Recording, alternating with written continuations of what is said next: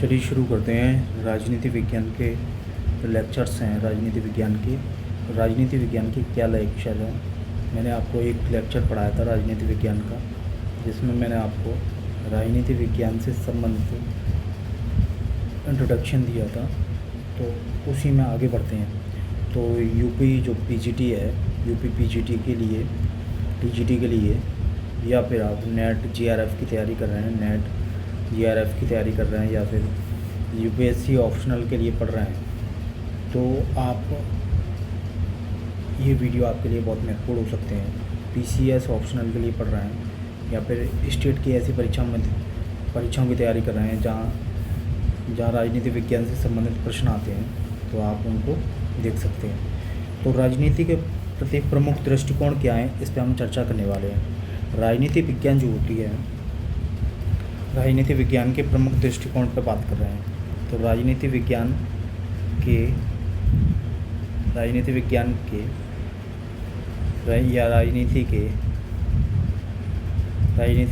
के प्रमुख दृष्टिकोण की बात कर रहे हैं। राजनीति विज्ञान के प्रमुख दृष्टिकोण। तो राजनीति विज्ञान के प्रमुख दृष्टिकोण जो हैं वो दो दृष्टिकोण हैं। राजनीति विज्ञान के प्रमुख दृष्टिकोण में दो दृष्टिकोण महत्वपूर्ण हैं। वो क्या क्या हैं, बात करते हैं। पहला जो दृष्टिकोण है राजनीति विज्ञान का, उसको राजनीति के प्रति यूनानी दृष्टिकोण कहते हैं। राजनीति के प्रति उसको यूनानी दृष्टिकोण कहते हैं। यूनानी दृष्टिकोण। तो पहला दृष्टिकोण राजनीति के प्रति यूनानी दृष्टिकोण, और नंबर दो दूसरा जो दृष्टिकोण है उसको राजनीति के प्रति आधुनिक दृष्टिकोण कहते हैं। राजनीति के प्रति आधुनिक दृष्टिकोण।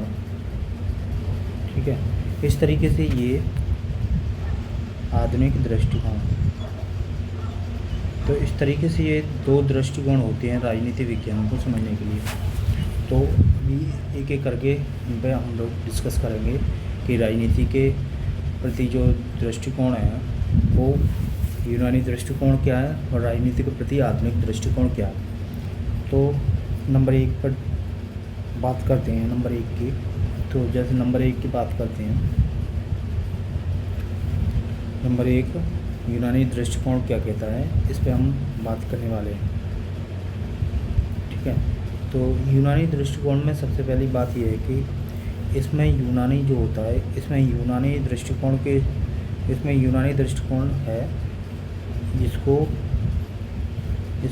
दृष्टिकोण है जिसको शास्त्रीय धारणा या क्लासिकल कॉन्सेप्ट नाम से जानते हैं। इसमें यूनानी दृष्टिकोण है उसको शास्त्रीय धारणा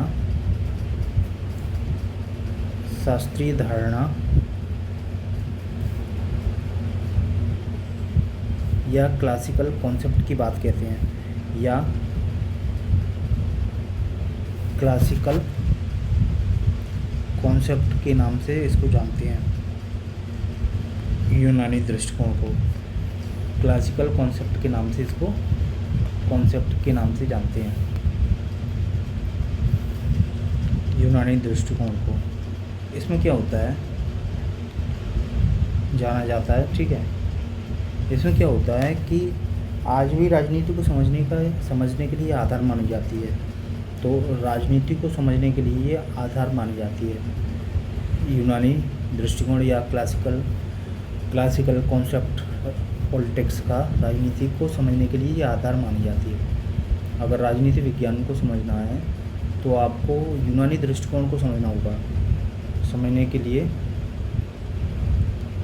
आधार मानी जाती है।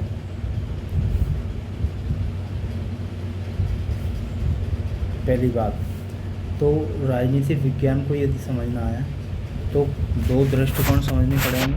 पहला जो है राजनीति के प्रति यूनानी दृष्टिकोण,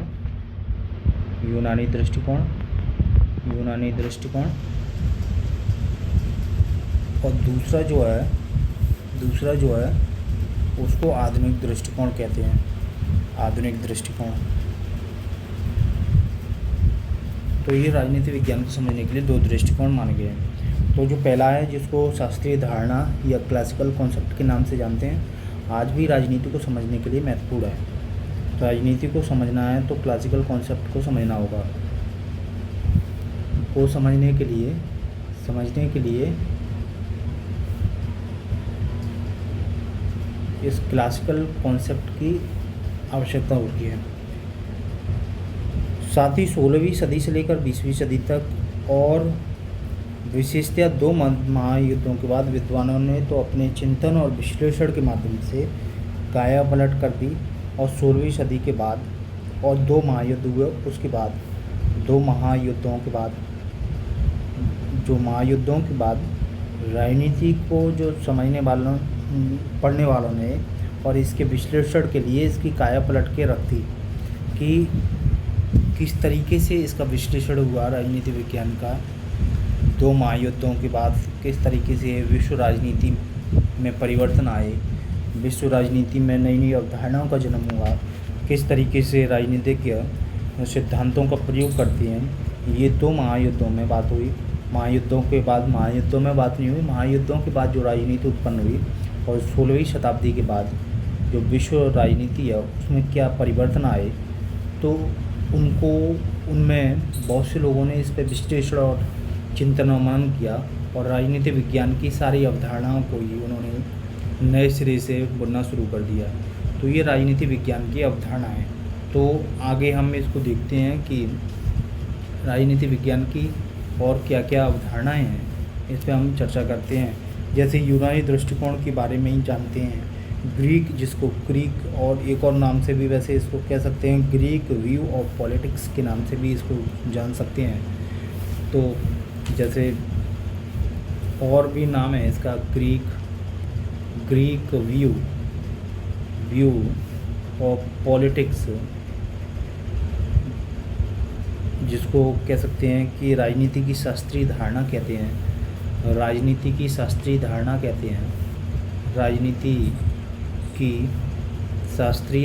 कहते हैं, जिसको अब यूनान मीन्स होता ग्रीक। तो अब यूनान की राजनीति, यूनानी चिंतन राजनीति विज्ञान को समझने में बहुत महत्वपूर्ण योगदान देता है। इसको इसलिए ग्रीक व्यू ऑफ पॉलिटिक्स कहते हैं, राजनीति की शास्त्रीय धारणा कहते हैं। इस पर हम लोग देख रहे हैं कि समझते हैं इसको कि आखिर में ये कैसी धारणा थी। तो एक विद्वान थे जिनका नाम था बारकर क्या मानते हैं, वो बारकर ये मानते हैं कि राजनीति चिंतन का प्रारंभ यूनान से हुआ है। बारकर ये मानते हैं कि राजनीति चिंतन का प्रारंभ यूनान से हुआ है। राजनीति चिंतन का प्रारंभ यूनान से हुआ है, बारकर ये मानते हैं। ठीक, यूनान से हुआ है। जैसे ये कहते हैं, जैसे सुकरात,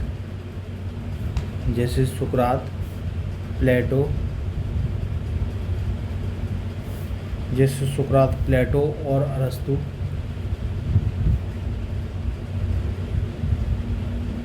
अरस्तु ने राजनीति पर एक व्यवस्थित ढंग से चिंतन किया। ये कहते हैं कि राजनीति पर प्रारंभ यूनान से हुआ। जैसे ये कह रहे हैं सुकरात, प्लेटो। पहले तो बारकर ये कहते हैं कि राजनीतिक चिंतन का प्रारंभ यूनान से हुआ, और जैसे सुकरात, प्लेटो और अरस्तु राजनीति पर एक व्यवस्थित ढंग से चिंतन करते हैं। व्यवस्थित ढंग से चिंतन एवं विश्लेषण करते हैं व्यवस्थित ढंग से। कौन कौन करते हैं? सुकरात, प्लेटो और अरस्तु राजनीति पर एक व्यवस्थित ढंग से क्या करते हैं? एक चिंतन करते हैं। ठीक है, तो फिर क्या होता है इस राजनीति विज्ञान में, और इन जो चिंतन करते हैं इसी चिंतन को राजनीति की शास्त्रीय धारणा कहते हैं। इसी विश्लेषण को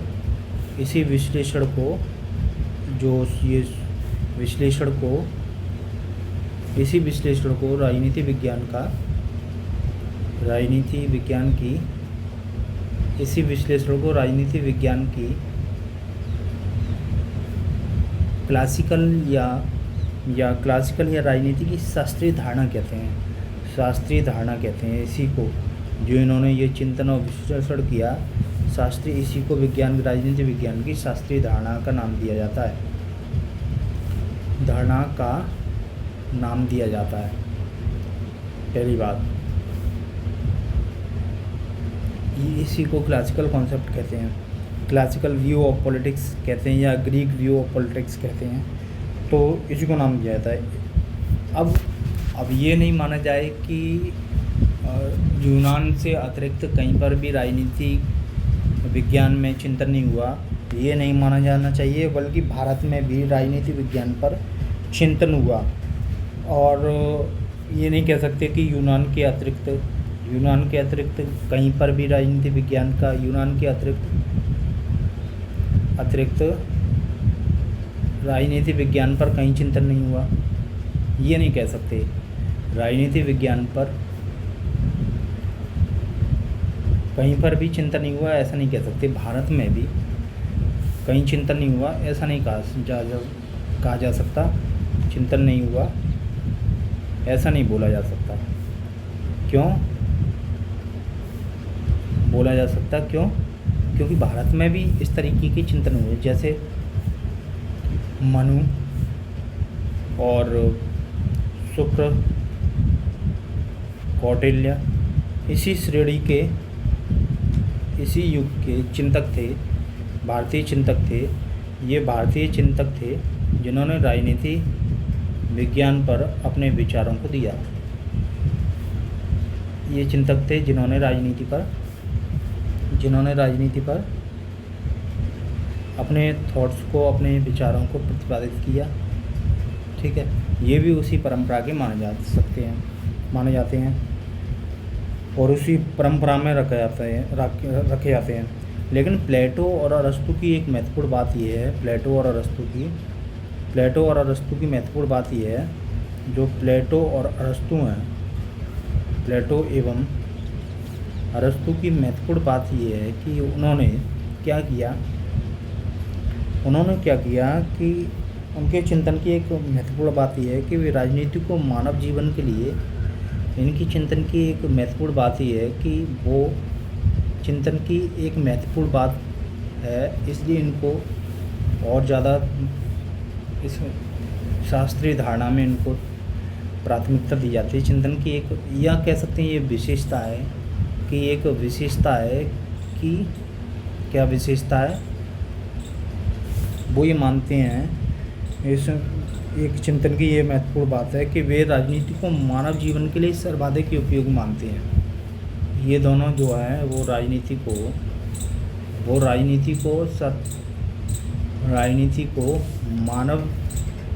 मानव जीवन के लिए सर्वाधिक उपयोगी मानते हैं, या मानव जीवन के लिए बहुत महत्वपूर्ण मानते हैं। वो ये कहते हैं कि राजनीति एक ऐसा मानव जीवन के लिए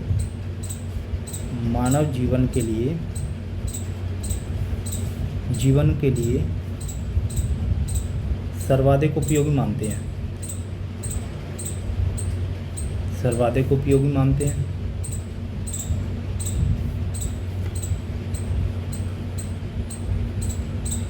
राजनीति को। किसको मानते हैं? राजनीति को सर्वाधिक उपयोगी मानते हैं। राजनीति को उपयोगी मानते हैं, वो भी कौन? अरस्तु और वो प्लेटो। तो ये मानते हैं, उपयोगी मानते हैं और उपयोगी मानकर चलते हैं, और उसी के आधार पर ये चिंतन करते हैं और चिंतन प्रारंभ करते हैं। अरस्तु के अनुसार ये बात कहते हैं, अरस्तु के अनुसार कहते हैं कि राजनीति समस्त मानव समाज का, राजनीति जो होती है, राजनीति समस्त मानव समाज का, समस्त मानव समाज का या मानव समाज के मानव समाज के कल्याण को दृष्टि में रखने वाला, कल्याण को दृष्टि में रखने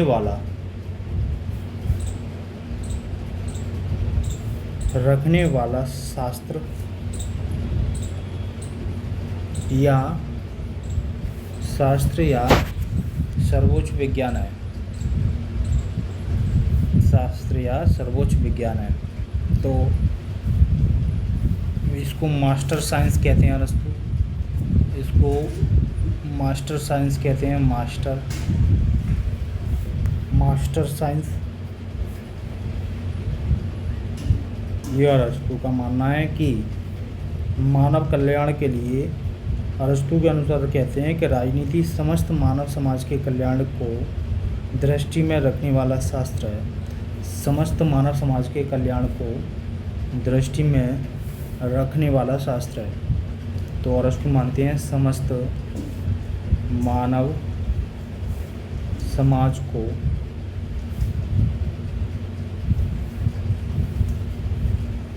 कल्याण, मानव समाज के कल्याण को दृष्टि में रखने वाला शास्त्र है। रखने वाला शास्त्र है। इसलिए इन्होंने इसको मास्टर साइंस की संज्ञा दी। मास्टर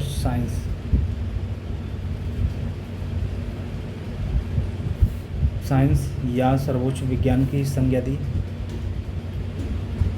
मास्टर साइंस या सर्वोच्च विज्ञान की संज्ञा दी। ये कहते हैं कि सर्वोच्च विज्ञान या मास्टर साइंस राजनीति विज्ञान है। तो ये अरस्तु का चिंतन है। अरस्तु इस बात को मानते हैं। और वहीं कौटिल्य इस विचारधारा पर, कौटिल्य जो हैं भारतीय विचारक, कौटिल्य राजधर्म को सर्वोच्च धर्म की स्वीकृति प्रदान करते हैं। कौटिल्य जो हैं भारतीय चिंतक, इसी परंपरा के कौटिल्य भारतीय चिंतक हैं। वो क्या कहते हैं कि राजनीति जो विज्ञान है, राजनीति विज्ञान जो है, राजनीति विज्ञान में वो चिंतन को अगर इसको जोड़ा जाए तो वो कहते हैं कि राजधर्म ही सर्वोच्च धर्म है। कौटिल्य कहते हैं कि राजधर्म ही सर्वोच्च धर्म है। ये कौटिल्य का मानना है। ये कौटिल्य का मानना है कि राजधर्म ही सर्वोच्च धर्म है। तो इस पे हम आगे वीडियो बनाएंगे, इस पे हम आगे चर्चा करेंगे। वीडियो लंबा हो रहा है इसलिए। और इस वीडियो को आपको कैसा लगा, अपने सजेशन, अपने सुझाव कमेंट बॉक्स में आप अपने लिखें। अपने दोस्तों के साथ इस वीडियो को शेयर करें, लाइक करें और चैनल को सब्सक्राइब करना ना भूलें। तो फिर अगले वीडियो में मिलते हैं। नमस्कार।